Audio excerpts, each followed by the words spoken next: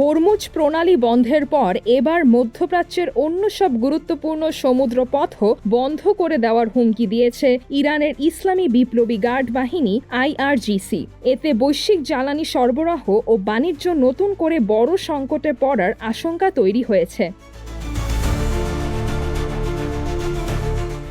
ইরানের রাষ্ট্রীয় বার্তা সংস্থা IRNA জানিয়েছে, IRGCর ভাষ্য, আঞ্চলিক জ্বালানি রপ্তানির সুবিধা হয় সবাই পাবে, না হয় কেউই পাবে না। এর আগে ইরান হরমুজ প্রণালী বন্ধের ঘোষণা দেয় এবং একই সময়ে যুক্তরাষ্ট্র ইরানের বন্দরগুলোর ওপর নতুন করে অবরোধ আরোপ করে।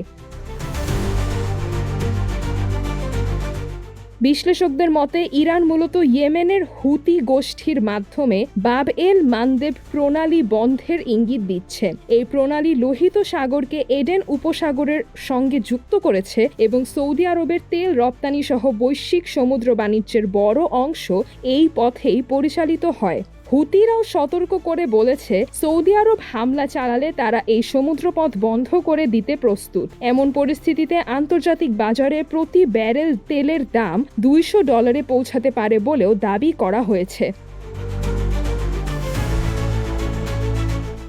এদিকে যুক্তরাষ্ট্রের দাবি, গত এক সপ্তাহে ইরান 7টি বাণিজ্যিক জাহাজে হামলা চালিয়েছে। এর জবাবে মার্কিন বাহিনী হরমুজ প্রণালীর আশপাশে ইরানের কয়েক ডজন সামরিক স্থাপনায় হামলা চালিয়েছে।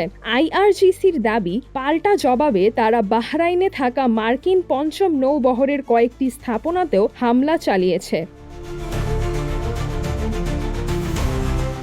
হরমুজের পর যদি বাব এল মানদেব অচল হয়ে যায়, তাহলে বিশ্বের সবচেয়ে গুরুত্বপূর্ণ দুটি জ্বালানি করিডোরই বন্ধ হওয়ার ঝুঁকিতে পড়বে, আর এর প্রভাব পড়তে পারে বৈশ্বিক জ্বালানি বাজার, সমুদ্র বাণিজ্য এবং বিশ্ব অর্থনীতির উপর।